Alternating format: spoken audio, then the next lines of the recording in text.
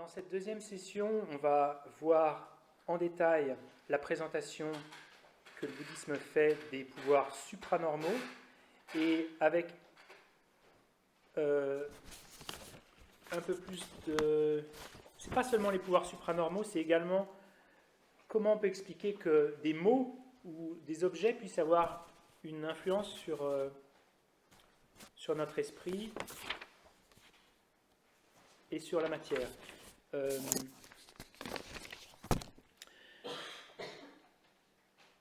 Donc, pour commencer, les pouvoirs supranormaux, de quelle catégorie de phénomènes on parle? Est-ce que c'est des phénomènes qu'on peut connaître de manière directe? Oui.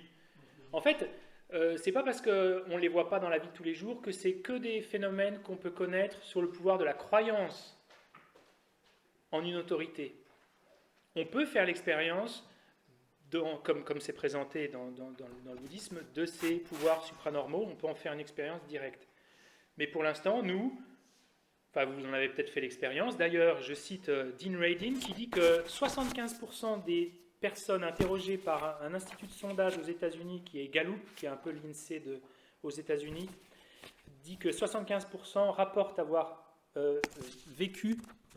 fait l'expérience de phénomènes parapsychologiques. Et il prend ça comme... il fait la différence entre le nombre de personnes qui ont fait ces expériences-là, une fois peut-être au cours de leur vie, avec le peu d'études scientifiques qui se consacrent au sujet. Et en fait, il a vu que 0,001% des scientifiques faisaient des études sur le sujet, alors que ça représente quand même beaucoup d'expérience pour les gens. Donc je pense qu'il y a encore du chemin à faire.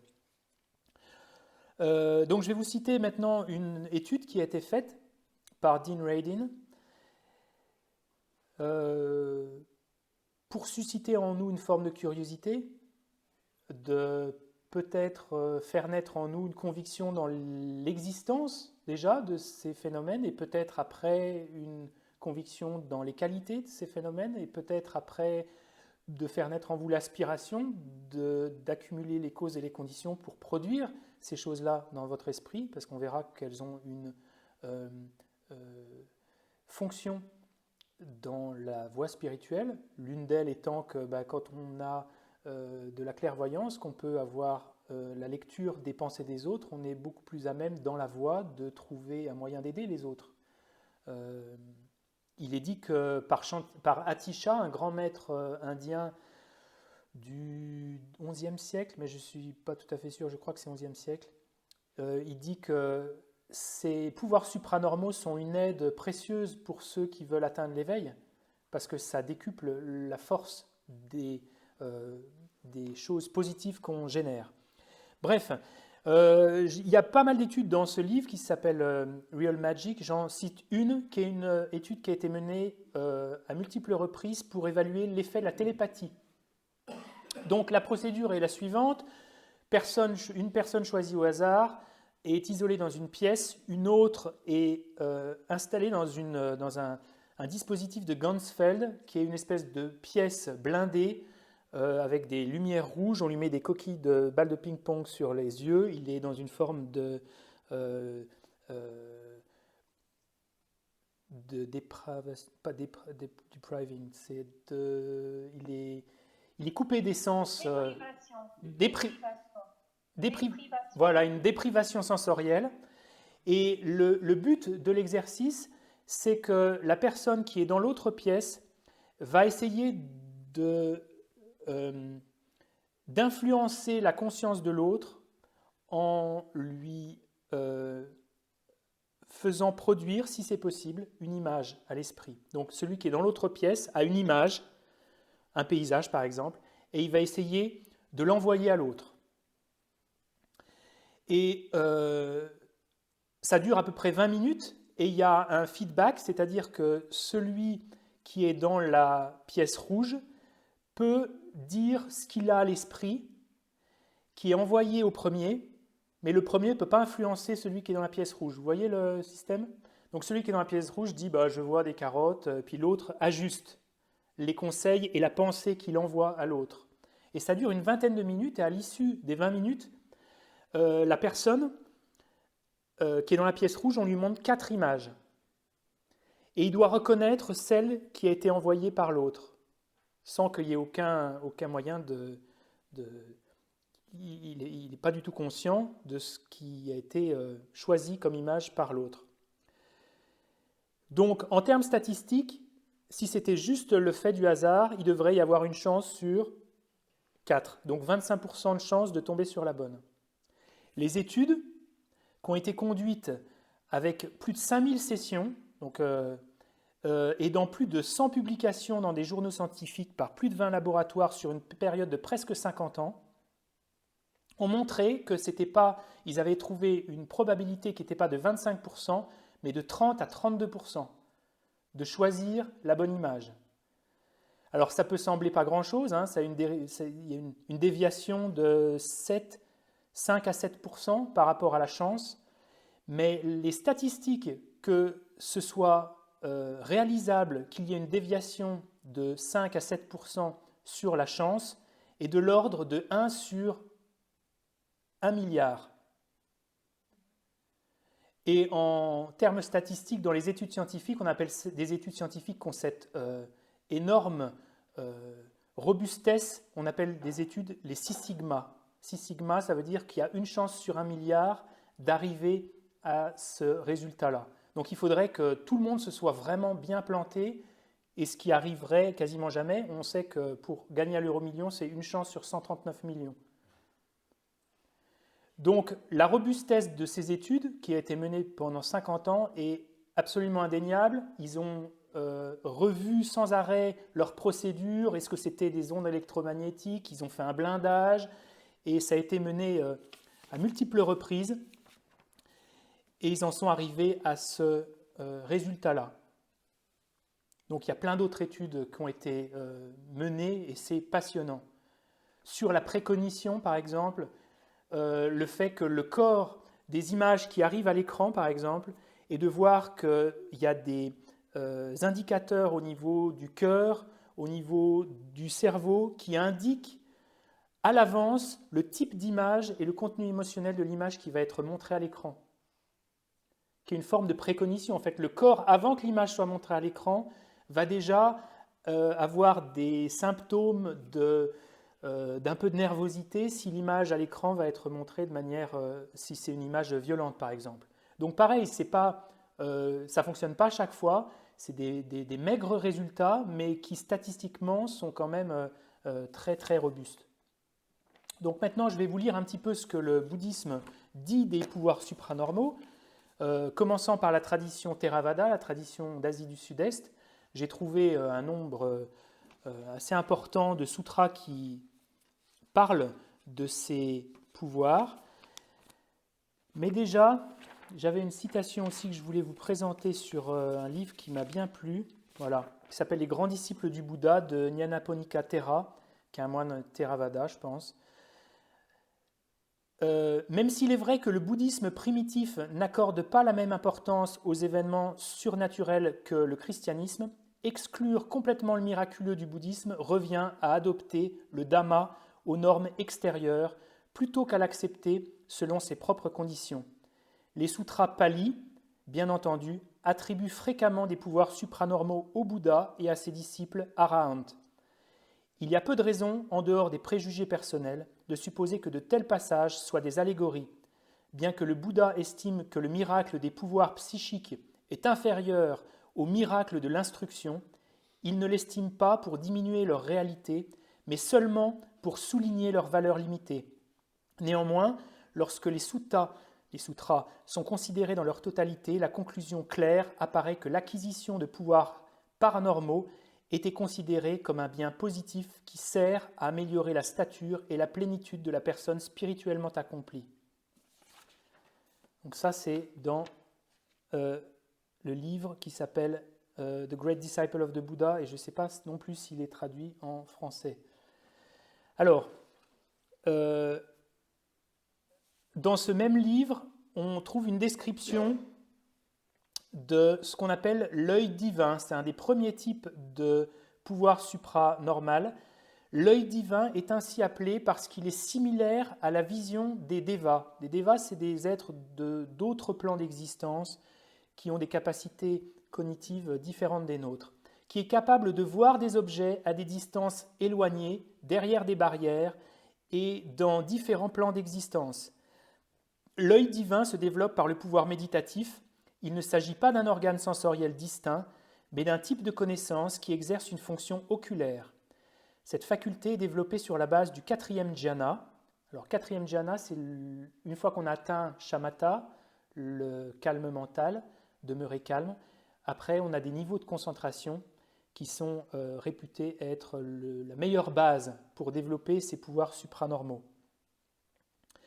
Sur la base du quatrième dhyana, et plus particulièrement à travers l'un des supports méditatifs appelé le kasina de lumière ou le kasina du feu. On en reparlera, j'espère. Un cercle visualisé de lumière ou de feu. Après avoir maîtrisé les 4 dhyānas à travers l'une ou l'autre de ces kasinas, le méditant descend à un niveau de concentration inférieur appelé concentration d'accès et étend la lumière à la zone immédiatement environnante, faisant ainsi apparaître des formes qui sont habituellement imperceptibles. À mesure que le méditant devient progressivement plus habile dans cette capacité à rayonner de la lumière, il peut alors englober des zones de plus en plus grandes et projeter le rayonnement vers l'extérieur, vers des plans d'existence lointains. Alors on parlera dans quelques instants de comment les générer, mais pour commencer, ce qui permet, je pense, de passer de 32% à 100%, c'est le pouvoir de la concentration. C'est le pouvoir d'avoir atteint des niveaux de concentration et d'absorption méditative. D'ailleurs, si dans la science, on peut faire des études pour vérifier si les personnes ont 32% plutôt que 25%, c'est-à-dire juste la chance, dans le bouddhisme, on dira qu'on n'essaye pas vraiment ça avant d'avoir atteint des niveaux de concentration. On le fait quand on a atteint une méditation stable, une absorption méditative, alors ces choses viennent assez naturellement dans l'esprit. On trouve d'autres sources dans le Tripitaka, qui est la collection des sutras du Bouddha dans la tradition pali, dans le Digha Nikaya 2, DN2, si vous voulez, le fruit de la vie contemplatif.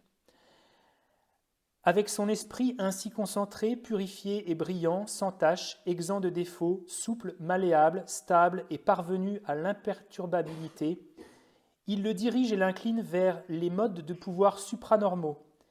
Il exerce de multiples pouvoirs supranormaux. Ayant été un, il devient multiple. Ayant été plusieurs, il devient un.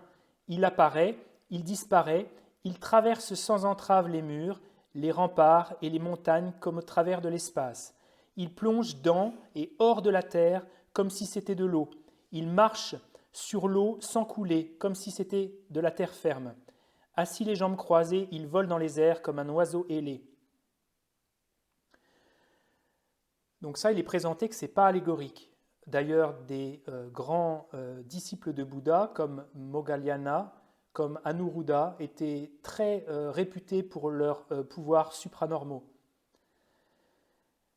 Un autre sutra, toujours dans Digha Nikaya 2, avec son esprit ainsi concentré, purifié et brillant, sans tache, sans défaut, souple, malléable, stable et parvenu à l'imperturbabilité, le dirige et l'incline vers l'élément de l'oreille divine.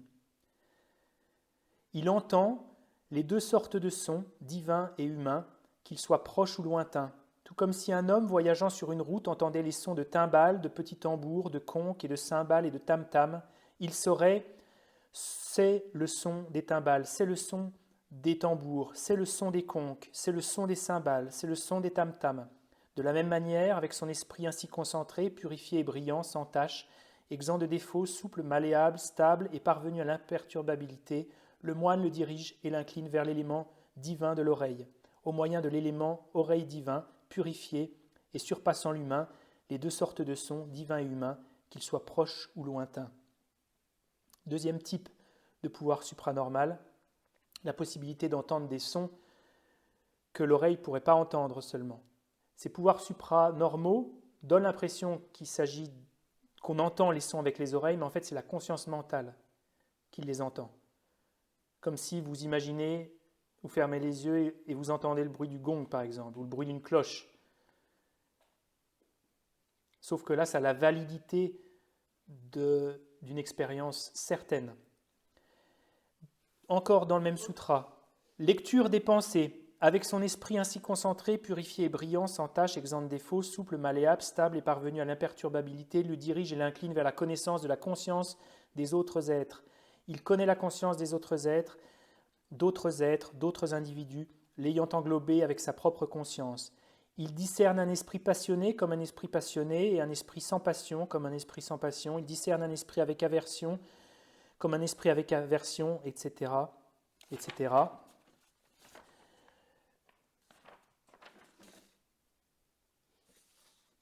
Un esprit dispersé comme un esprit dispersé, un esprit élargi comme un esprit élargi. Donc ça, c'est la possibilité de lire les pensées des autres, qui est vraiment un des pouvoirs supranormaux qu'on retrouve très souvent dans la tradition Mahayana, parce qu'il est dit que les maîtres sont beaucoup plus enclins à aider les autres quand on sait exactement lire leur écosystème émotionnel, que parfois eux-mêmes ne perçoivent pas par manque de métacognition, par manque d'introspection, que le maître puisse percevoir ça, c'est le meilleur moyen de proposer de l'aide qui soit utile. Maintenant, on va voir ce que... Il y en a pas mal d'autres, hein, là c'est juste un petit florilège. Ce que la tradition Mahayana propose, et j'ai trouvé des sources particulièrement dans la pratique du Vajrayana. On parle beaucoup des pouvoirs supranormaux quand on cultive shamatha, mais on parle de siddhi, de pouvoir, particulièrement dans le contexte du Vajrayana.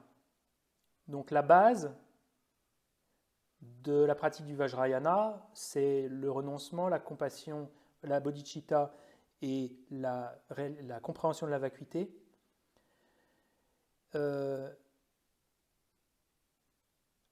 Et on peut voir que la compréhension de la vacuité, je pense, rend possible peut-être plus rapidement l'émergence de ces pouvoirs dans l'esprit. Alors, le premier texte que j'ai trouvé, c'est l'illumination des textes de Tantra par Nawang Pelden. Il parle des réalisations intermédiaires qui sont celles de l'invisibilité. Alors qu'il peut lui-même voir les autres, ils ne peuvent pas le voir. Donc le pouvoir d'être complètement invisible. La prise de l'essence, qu'on appelle Chulen. La prise de l'essence, c'est le fait de pouvoir soutenir le corps avec une quantité de nourriture presque infinitésimale. Alors on en parlait avant-hier, il y a des gens qui s'essayent à ça, ils finissent pas très très bien. La seule chose qu'ils arrivent à produire, c'est une bonne grosse anorexie. Mais ça, c'est uniquement dans le contexte du tantra, de textes, de pratiquants qui ont une assise dans le contrôle de leur esprit qui est vraiment devenue très solide. On ne peut pas le faire. Mais j'ai connu un grand maître qui s'appelle Choden Rinpoche, qui a quitté son corps peut-être il y a un peu moins de 10 ans, qui a vécu sous l'oppression chinoise et qui a passé plusieurs années à vivre de cette pratique. Donc en fait, c'est une pratique où on a une petite pilule on vient lui conférer du pouvoir à travers la force de notre concentration et on se nourrit simplement de ça. On se nourrit des éléments en fait. On se nourrit des éléments environnants. Sauf que maintenant, évidemment, comme un peu toutes les pratiques, elles sont sorties du cadre strictement secret du tantra et puis maintenant on s'essaye à ça, mais ça finit pas très bien. Dans un texte de Lama Tsongkhapa, il en parle également dans le texte de Yoga Tantra, qui est une des 4 classes de Tantra dans le bouddhisme Vajrayana. Et il parle, étonnamment, comment on révèle un trésor. Alors les trésors dans le bouddhisme, c'est pas un paquet de billets hein, nécessairement. Ça peut être des enseignements, ça peut être des enseignements qui ont été cachés par des maîtres par le passé. C'est pas seulement trouver les résultats du loto, par exemple. Vous méditez sur un trésor situé dans votre cœur, à l'intérieur duquel se trouve un Vajra au sommet d'une lune. Le Vajra s'accorde en couleur avec votre propre lignée. En répétant le mantra Vajranidhi, vous méditez jusqu'à ce que le sentiment de pouvoir voir et ressentir ce qui est visualisé apparaisse. Puisque vous avez déjà atteint une qualification complète en matière de stabilisation méditative, autrement dit, vous avez déjà atteint shamatha, il vous suffira probablement de déployer un léger effort pour que ces signes de réussite, le sentiment de pouvoir toucher et voir l'objet visualisé apparaissent. Ça, c'est vraiment la pratique du Vajrayana. Hein. Un autre, toujours dans le même texte, pour les siddhis, de marcher sur l'eau ou dans l'espace, là l'indication est assez étonnante. Hein. Vous méditez respectivement sur les particules d'eau et d'air comme étant dures, comme des vajras. Cela rend plus manifeste la capacité de ces particules à couvrir et à bloquer une zone. Bien que d'ordinaire un corps grossier ne puisse pas être soutenu par les particules plus subtiles de l'eau et de l'air, grâce à la méditation en un seul point, vous pouvez descendre à ce niveau subtil et améliorer la capacité à supporter même des objets grossiers. On ne va pas parler de Jésus, hein, mais bon, ça peut venir quand même dans l'esprit. Est-ce qu'il avait accès à des siddhis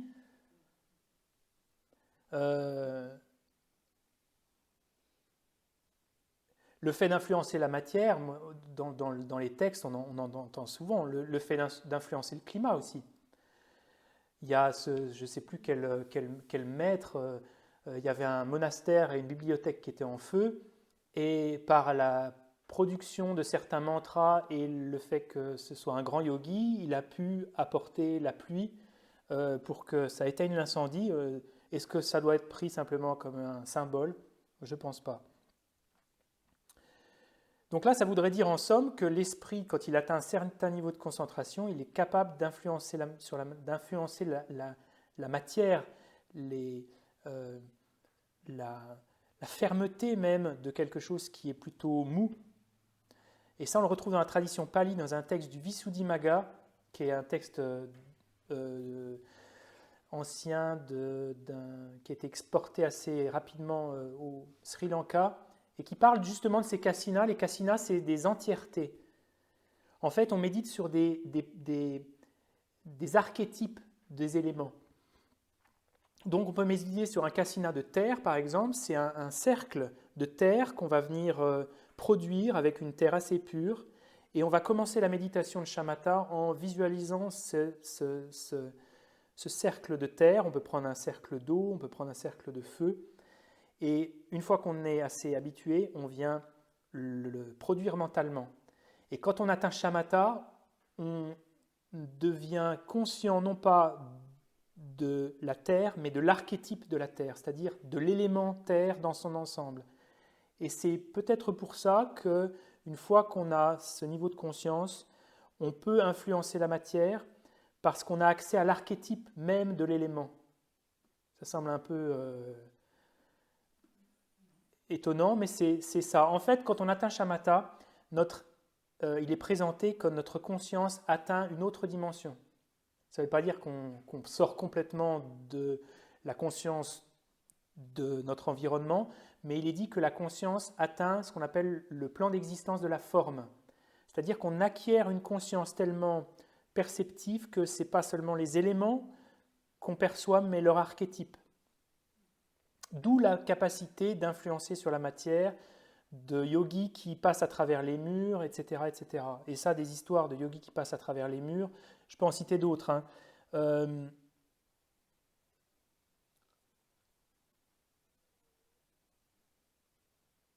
J'avais d'autres...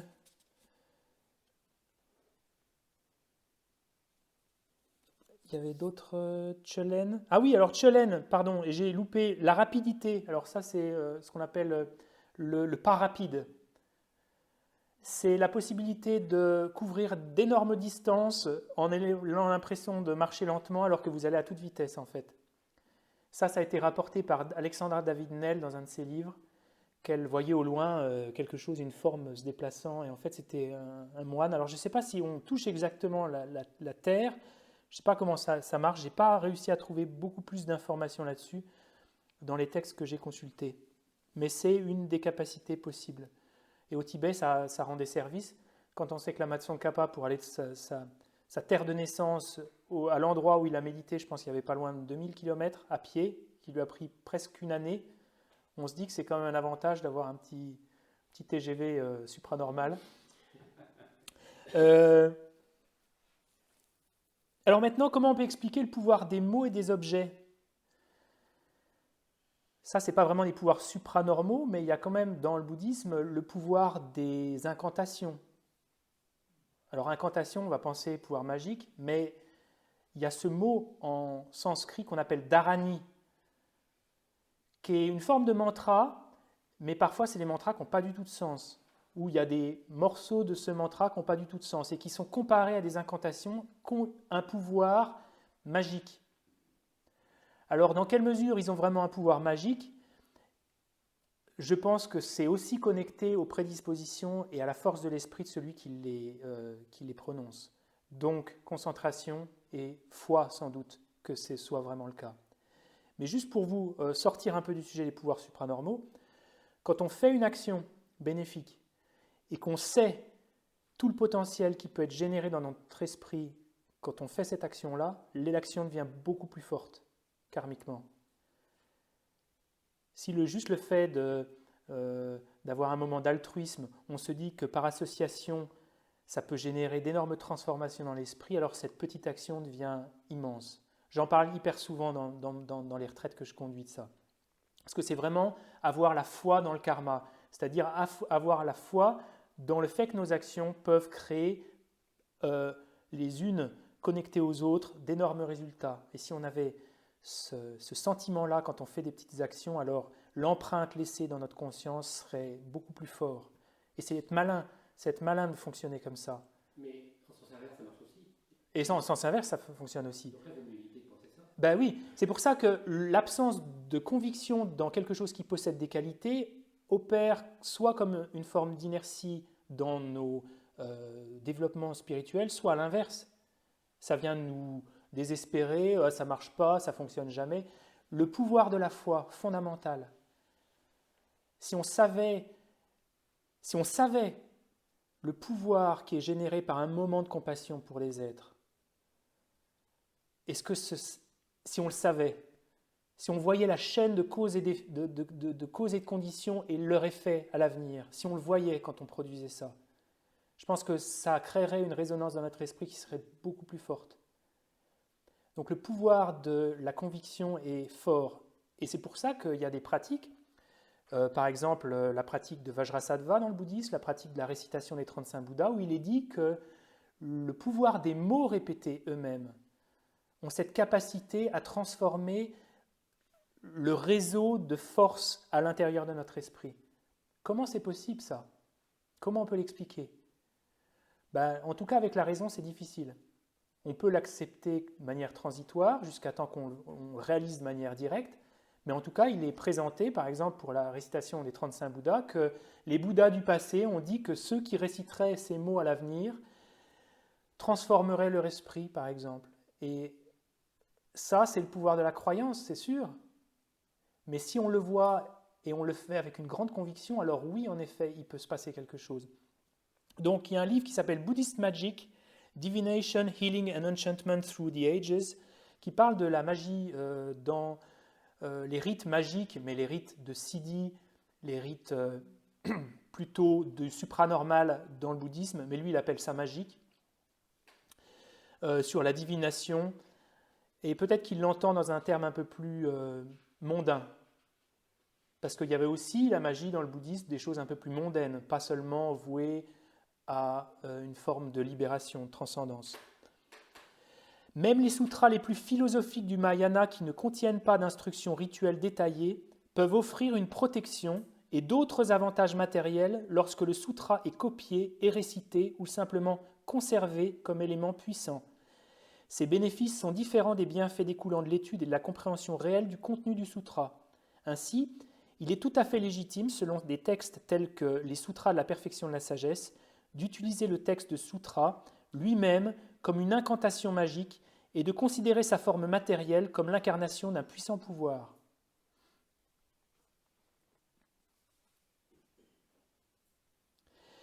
Et il continue. L'un des rouleaux de Gandhari contient un texte de protection magique appelé Sutra de Manasva, roi des dragons.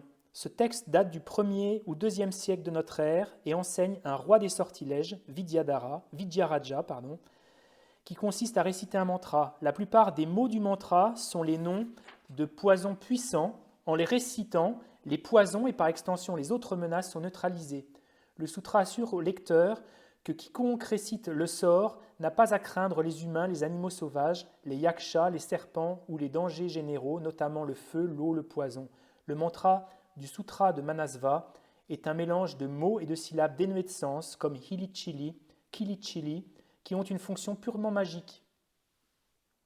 Étonnant.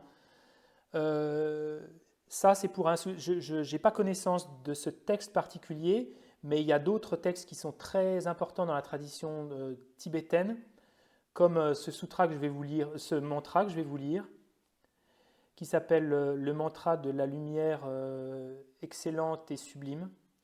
C'est Nama Navanava Tinam Tathagatagam Ganam Divalukanam Kotini Utashata Shanamom Bobori Charini Charimori Gori Chalavari Swaha. Et ce texte, il est dit que toute personne qui parle à une personne ayant récité ce mantra est purifiée des 5 karmas négatifs ininterrompus. Alors, à quel point on doit prendre ça de manière littérale, ou le fait que, inspiré par la foi, il se passe quand même vraiment quelque chose dans notre esprit quand on le récite. Le simple fait d'entendre la voix d'une personne et récitant ce mantra, d'être touché par son ombre ou de toucher son corps, purifie des karmas négatifs accumulés dans des vies passées. Si vous récitez ce mantra, les esprits malfaisants ne vous posséderont pas, les poisons ou les éléments, feu, eau, air, terre, ne vous nuiront pas. Tous les Bouddhas vous protégeront et vous guideront, et tous les dieux, ainsi que ceux qui vivent dans l'observance des vœux, vous soutiendront. Les mantras et rituels de magie noire ne pourront rien contre vous. Si l'on place ce mantra à l'intérieur d'un stupa, alors tous les êtres, y compris les êtres transmigrants malheureux, qui voient le stupa, en entendent parler, le touchent ou sont touchés par la poussière ou le vent qui vient de ce stupa, seront délivrés de tout leur karma négatif. Et on entend cette référence énormément du pouvoir des objets, des stupas par exemple, le pouvoir des représentations de Bouddha, qu'elles pourraient avoir une influence sur des êtres qui simplement les voient, les touchent ou sont en contact avec l'air qui a touché ces objets. À quel point on doit le prendre de manière littérale, à vous de le voir personnellement, mais je pense que d'avoir la foi profonde que ça puisse vraiment avoir un effet, je pense qu'au moins pour nous c'est déjà bénéfique. Enfin, dans le sutra du nuage, dans la tradition toujours Mahayana, dans n'importe quel village, hameau, province ou capitale où il y a des moines, des nonnes, des laïcs ou des femmes laïques qui pratiquent, soutiennent ou enseignent abondamment ce discours du grand nuage, à cet endroit, une foule de grands nuages se lèveront dans le ciel, retentissant du tonnerre, une grande pluie tombera, même si ce n'est pas la bonne saison, et la région entière et tous les êtres sensibles qui s'y trouvent atteindront la nature Vajra. Bon, après, on pourra essayer. Je ne sais pas ce qui va vraiment se passer, mais on ne peut pas savoir exactement l'influence directe, mais il y a des récits quand même de maîtres qui ont fait pleuvoir à des moments où on en avait besoin, mais je pense qu'il faut avoir un grand pouvoir mental. Alors, maintenant, comment ces pouvoirs sont-ils cultivés? Alors, ces pouvoirs supranormaux, ils sont cultivés, certains peuvent être acquis par les vies précédentes. On les a eus dans les vies précédentes et il reste des traces de ça dans notre vie.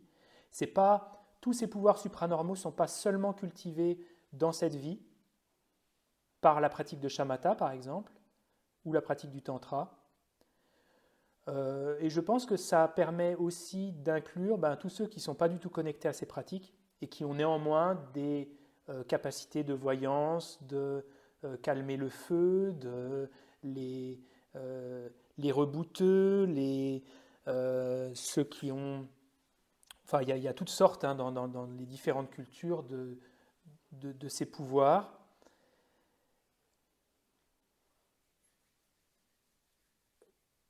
Certains ont un taux de réussite limité et on dit parfois « Oh, ça n'a pas marché sur moi, c'est un charlatan », ben, peut-être que leur pratique offre une déviation sur la chance de 7%, mais en tout cas, ce serait la preuve suffisante que ce soit déjà existant comme pratique. Et d'ailleurs, Dean Radin, les études qu'il a faites, étonnamment, il les a conduites sur des individus qui n'étaient pas du tout connectés aux pouvoirs supranormaux. Par contre, il a répliqué ces études pour des gens qui avaient déjà connu ces expériences-là, et il a vu que les résultats n'étaient pas de l'ordre d'une déviation de 5 à 7%, mais qu'il avait atteint un taux de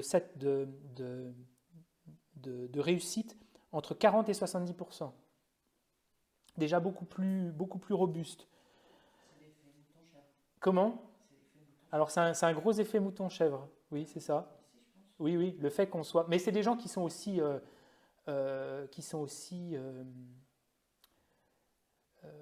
experts aussi. C'est des gens, c'est pas juste des gens qui croient, c'est des gens qui croient et qui en plus ont déjà des capacités. Et d'ailleurs, alors, je sais pas si il faut vraiment que je parle de ça parce que vous allez vous dire, oh, ouais, attends, c'est encore une théorie du complot, un truc comme ça. Mais Dean Radin a travaillé sur des programmes secrets de la CIA qui, alors vous allez dire, enfin, j'ai hésité à le dire, hein, mais je le dis quand même. Hein. Vérifiez par vous-même. Hein. Et s'il s'avère que Dean Radin est un parfait charlatan, ne jetez pas le bébé avec l'eau du bain et dites-vous peut-être que le reste de ce que j'ai proposé est peut-être quand même valide. Hein.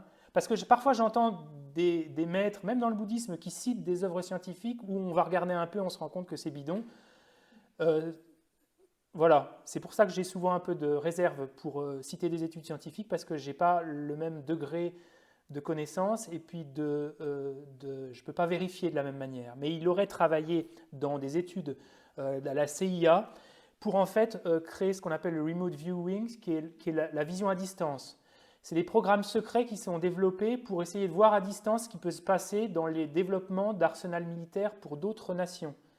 Et paraît-il, serait développé en Chine et en Russie et qu'il y a plusieurs livres qui ont été faits là-dessus. Par contre, je n'ai pas la source, je ne me souviens plus du nom de cette femme qui a travaillé dans ces programmes-là.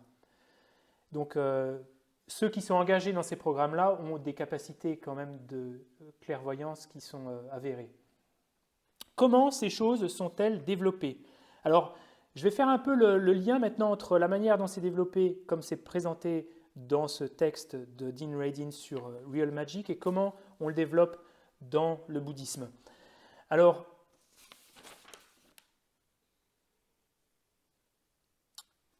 toujours dans ce texte Real Magic, une série d'expériences menées à l'université d'Édimbourg dans les années 70 et 80 ont utilisé le GNA, le générateur de nombres aléatoires, pour explorer les interactions esprit-matière. Il a été demandé aux participants quel type de stratégie mentale ils utilisaient et lesquels produisaient les meilleurs résultats. Les participants les plus performants ont indiqué qu'un sentiment subjectif de résonance ou de sentiment d'unité avec le GNA était le facteur clé. Un autre était le concept paradoxal de l'effort sans effort. Cela signifie que vous devez absolument vouloir le résultat souhaité plus que tout ce que vous avez toujours désiré. Un désir passionné, obsessionnel et irrésistible, et en même temps, vous devez également ne maintenir aucune anxiété à ce sujet. Cet état contradictoire n'est en aucun cas facile à atteindre, mais il présente des similitudes avec les états qui peuvent être atteints par la méditation, les exercices de visualisation et la concentration ciblée. Alors là, ce qui est hyper intéressant pour moi qui essaie de me spécialiser un peu dans l'enseignement de la pratique de shamatha, c'est l'effort sans effort. Parce qu'il se passe quelque chose quand on développe le calme mental, c'est que plus on avance, moins on met de peine. Au départ, la méditation est compliquée, mais à mesure qu'on progresse, on développe de la souplesse mentale. C'est-à-dire qu'on arrive à diriger notre esprit à notre guise. C'est beaucoup plus simple. La peine diminue et l'effort joyeux augmente. Et l'effort joyeux, quand il est parachevé, on a l'impression de pouvoir faire tout ce qu'on veut avec notre corps et notre esprit. Et ça fait qu'on peut produire dans l'esprit une force de conviction très forte et sans effort. Et c'est étonnant parce que ça tombe très très proche de ce qui est présenté ici. Du fait d'avoir une clarté, une intention très forte et en même temps avoir aucune angoisse par rapport à ça. Alors j'avais un autre...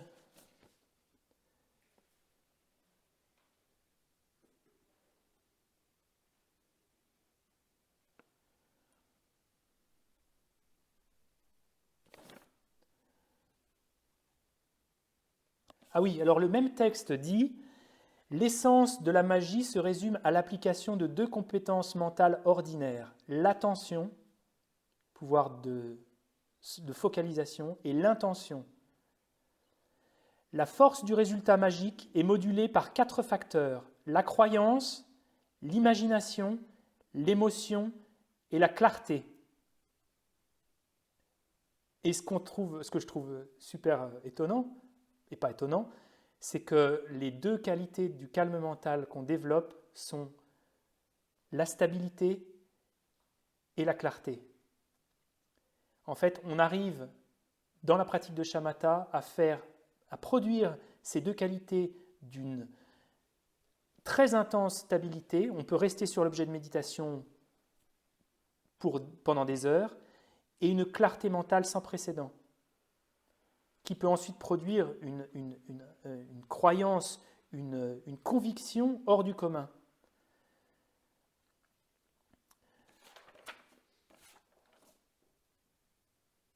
Donc, pardon, François, tu fais intention, attention. L'intention, c'est la stabilité et la clarté, c'est l'attention, c'est ça? Non, en fait, parce que là, l'attention, ça pourrait être shamatha et l'intention, c'est ce qui vient après. En fait, quand on atteint le shamatha, on n'a pas l'intention de développer ses pouvoirs supranormaux.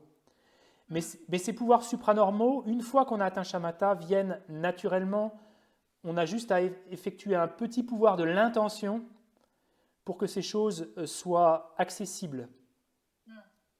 Ce qui est connecté au sutra que je vous ai lu, qui disait qu'une fois qu'on a développé ces pouvoirs, il n'y a pas besoin de faire un gros effort d'intention, un gros effort pour que ça arrive. Parce que la pratique de shamatha elle-même ne produit pas ces pouvoirs supranormaux, ils sont produits une fois qu'on a développé shamatha.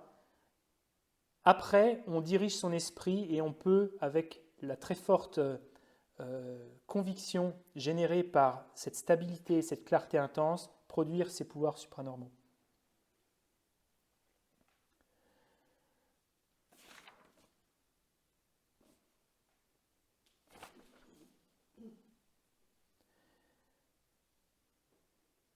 Alors, toujours dans ce livre, les laboratoires pairs de l'université de Princeton, actifs de 1979 à 2007, a mené, et Princeton, c'est quand même pas une université bidon, a mené une longue série d'études sur le générateur de nombres aléatoires et a également demandé aux participants quelles stratégies ils utilisaient afin d'obtenir la meilleure réponse du GNA.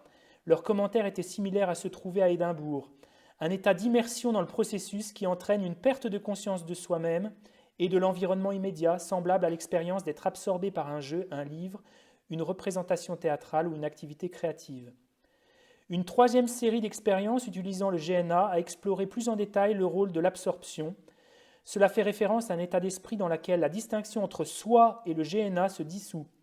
Et là j'ajoute, quand on atteint shamatha, on peut dire que c'est une expérience non duelle dans laquelle il n'y a pas vraiment de distinction entre soi et l'objet sur lequel on médite. Donc le fait que... Alors on peut avoir des expériences non duelles fugaces avant d'avoir atteint shamatha, mais c'est vraiment quand on atteint shamatha qu'on peut les maintenir dans l'esprit avec beaucoup de stabilité. Et là, le fait que les participants témoignent qu'une bonne méthode pour développer ces pouvoirs soit le fait d'immersion, et de perte de conscience de soi-même et de l'environnement immédiat, ça semble assez similaire, semblable à l'expérience d'être absorbé par un jeu, un livre, une représentation théâtrale ou créative. Le psychologue Lonnie Nelson de l'Université d'Arizona a exploré comment la profondeur subjective de l'absorption affectait les performances. Il a systématiquement trouvé une relation positive entre son influence sur le GNA et la profondeur d'absorption. Il a conclu: les résultats sont cohérents avec l'hypothèse selon laquelle les états d'absorption associés à des changements dans la perception du temps et à l'expérience d'une conscience de type trans sont associés à des altérations reproductibles dans un dispositif GNA. Et maintenant, je vais trouver le corrélat de ça dans les sutras. Et c'est toujours dans le livre de Nyanaponika Thera sur les grands disciples du Bouddha, où il est dit: le Bouddha met particulièrement l'accent sur un ensemble de pratiques appelées les 4 voies du pouvoir, Iddhipada en pali, ou base du succès, comme moyen d'acquérir les super connaissances, et par extension, entre parenthèses, les pouvoirs supranormaux. Ici, ces 4 facteurs mentaux distincts sont distingués comme principaux agents du développement de la concentration. Alors, il cite le désir intense, l'énergie, l'esprit et l'investigation. Pour garantir que le jhana obtenu n'engendrera pas simplement un état calme, mais servira également de réservoir d'énergie, chacun doit être accompagné de forces volontaires d'effort. Ces forces accumulent une énorme énergie mentale qui peut ensuite être exploitée par une détermination appropriée pour exercer les pouvoirs supranormaux.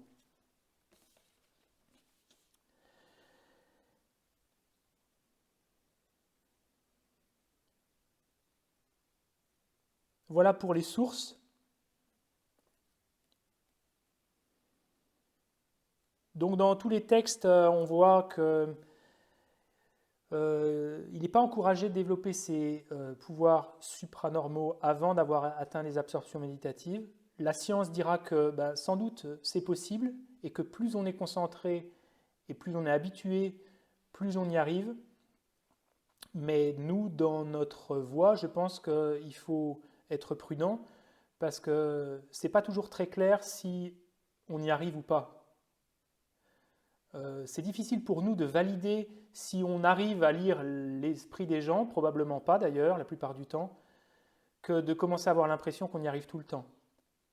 Ce qui peut avoir un petit peu des désagréments quand même. C'est pour ça que les maîtres sont assez clairs sur le fait que c'est développé quand on a la base forte du calme mental. Voilà. Et juste au passage, j'enseigne un commentaire d'un des plus grands textes sur la pratique du calme mental sur 4 mois qui commence dimanche prochain sur 4 journées complètes si ça vous intéresse parce que c'est assez connecté quand même à ce sujet. Voilà. Est-ce que vous avez des questions, des choses? Alors, comme je connais le sujet, il y a une tradition un peu dans la tradition tibétaine, c'est que ces expériences en général on les garde pour soi. C'est des expériences qu'on ne partage pas en groupe, très rarement. Ça se fait plus dans la tradition Theravada, mais ce n'est pas tellement la coutume dans la tradition du bouddhisme tibétain, pour pas mal de raisons. C'est vrai que ça pourrait être inspirant d'entendre les personnes parler de leurs réalisations, mais c'est très difficile de maintenir dans son esprit une absence de préoccupation mondaine quand on en parle. Et puis avant de l'avoir vraiment validé, il vaut mieux le garder pour soi parce qu'il est quand même considéré que présenter des réalisations alors qu'on n'est pas vraiment sûr si on en a une, c'est considéré comme une forme de force assez négative dans l'esprit. Donc si vous avez des questions sur le contenu de ce qui a été dit, n'hésitez pas, ou des remarques. François? Oui. Moi j'avais juste peut-être une remarque. Je ne sais pas si le générateur de nombres aléatoires, c'est le même équipement qui avait mesuré c'est une machine qui tourne en permanence et qui mesure en fait les égrégores, j'ai envie de dire, les énergies qui se passent dans le monde. Et au moment du 11 septembre, ils avaient constaté effectivement que tout de suite après l'attentat contre les deux tours et tout le reste, il y avait eu une montée très très forte de cet appareil qui lie aussi peut-être comme on mesure des séismes pour la Terre, par exemple. Et donc, ils avaient remarqué ça, mais il y avait une progression très très forte par rapport à la stabilité à peu près. Et ce qu'ils Ouais. avaient remarqué d'encore plus surprenant, c'est qu'en fait, l'appareil, la veille, il avait déjà commencé à monter dans des niveaux tout à fait anormaux. Et donc, pour dire qu'avant même que l'événement se produise, il y avait déjà des formes d'égrégores qui influençaient sur cette. Ouais. Alors, je pense que tu fais référence à un projet qui s'appelle le Global Consciousness Project, qui a disséminé de ces appareils, qui sont des générateurs juste de nombres aléatoires, hein, ça n'a rien de magique, aux quatre coins du globe, sur des serveurs, ou je ne sais plus exactement, et qui calculent en temps réel. Et je pense que c'est assez connecté à Dean Radin. Je pense qu'il a un petit peu à voir avec ça dans ce projet-là. Et en effet, sur des occurrences d'événements particulièrement importants sur Terre, il y a eu des variations observées. Catherine, tu avais levé la main ou... Cyril a levé la main avant. Ah, pardon, Cyril, je n'ai pas vu l'ordre. J'avais une question, François, sur. Donc, du coup, tu as dit c'est pas recommandé de développer ses capacités avant d'avoir atteint Shamatha. Et donc, par exemple, si on est en situation où on aimerait, par exemple, que la situation externe soit différente, est-ce que, par exemple, les incantations ou, je sais pas, réciter des mantras, donc ne pas développer soi-même, mais faire appel peut-être à des personnes, des personnes, oui, qui pourraient intervenir, ce serait plus adapté? Enfin... Alors, ça arrive parfois on demande des pujas dans des monastères quand il y a eu des événements, des maladies. Alors, on peut faire des pratiques soi, hein, réciter le mantra par exemple de Tara verte, quand on a des obstacles dans la vie, il est dit que ça peut servir.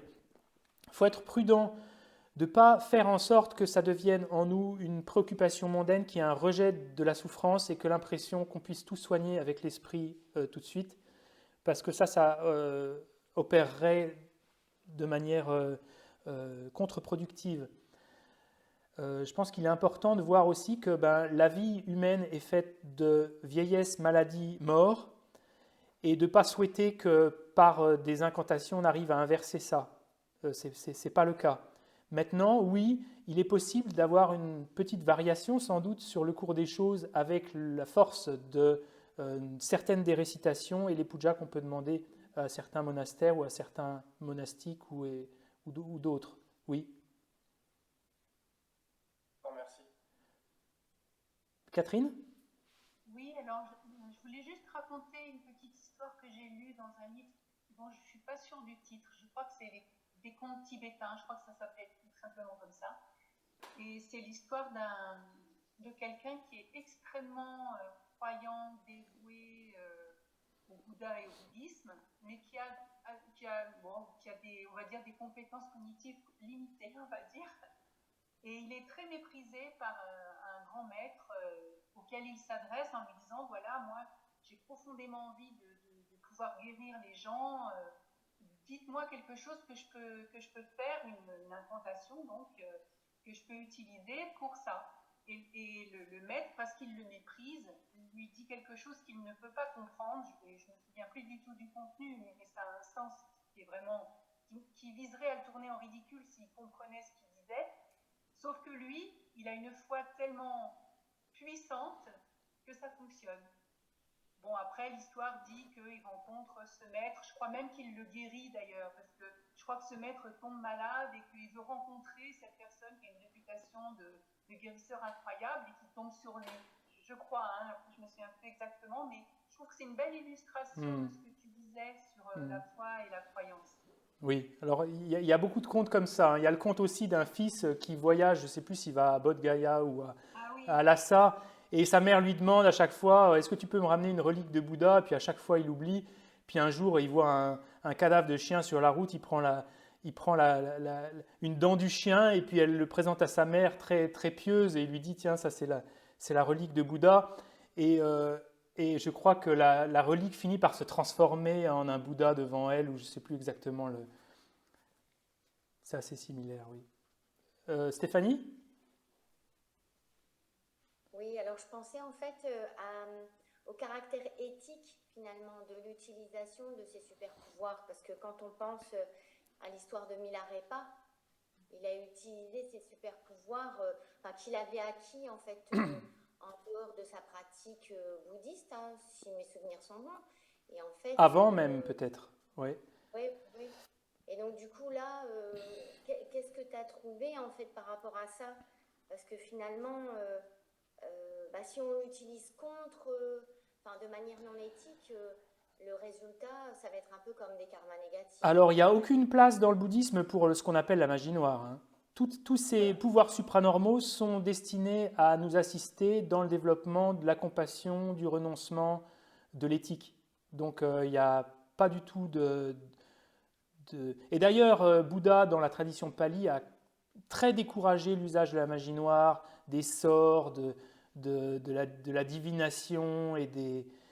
Il encourage les pouvoirs supranormaux, mais d'un autre côté, il décourage fortement l'usage de la superstition et de toutes ces pratiques-là. Et je pensais aussi à des histoires qu'on entend parfois sur, par exemple, utiliser ses pouvoirs supranormaux pour passer une rivière. En fait, à quoi bon utiliser son pouvoir supranormal juste pour traverser la rivière? Il suffit de prendre une barque. Moi, ça ne me dérangerait pas d'essayer une fois, hein, en tout cas, hein.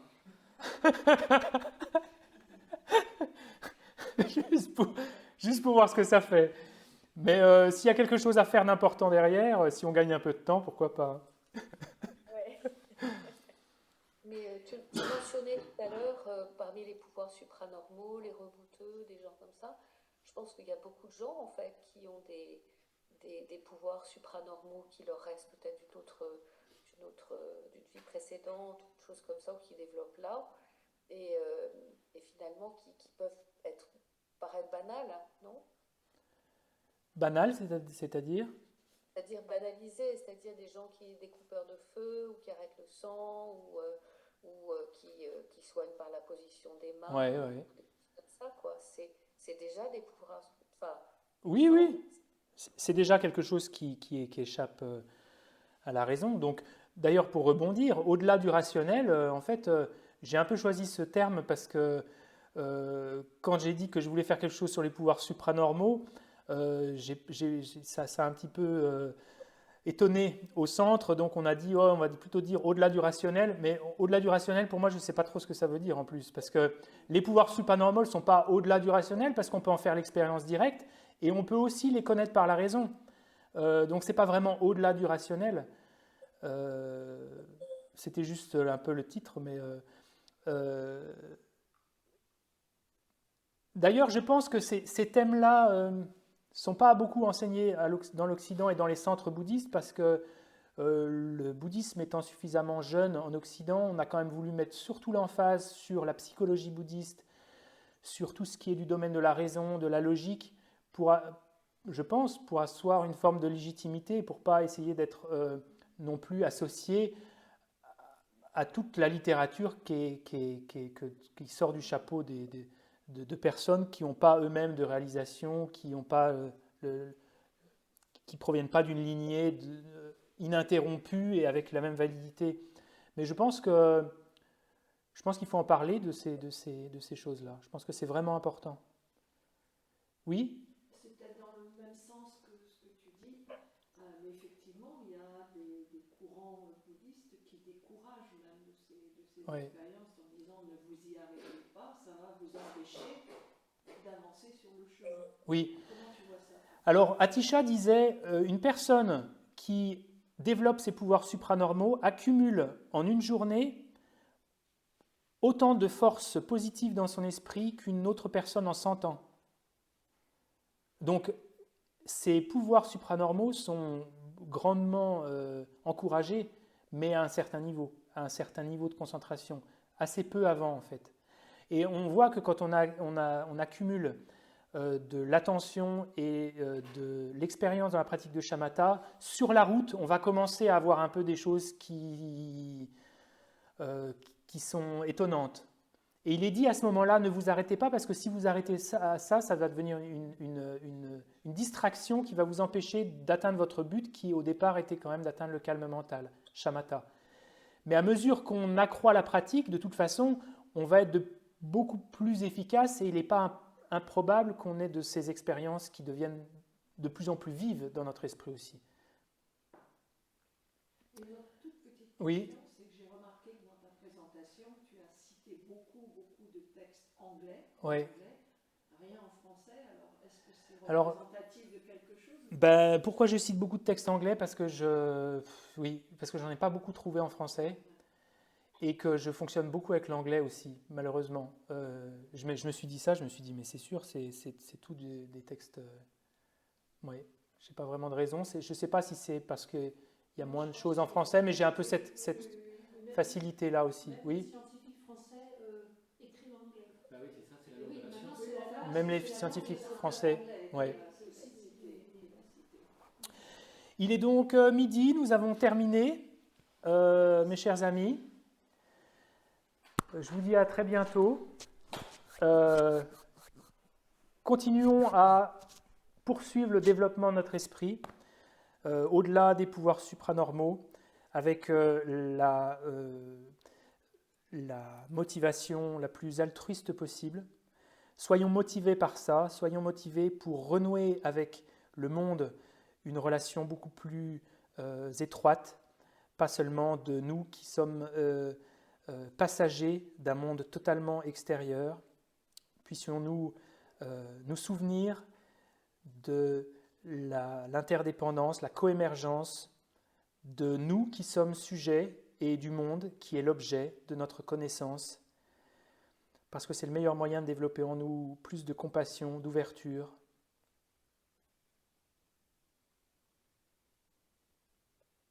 de tolérance.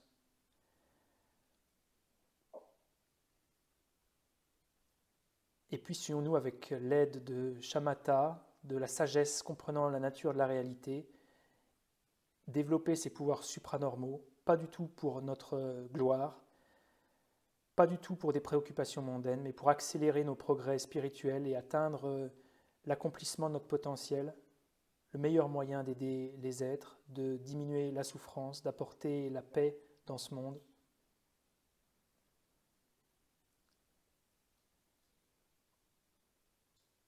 Et je vous souhaite un excellent dimanche.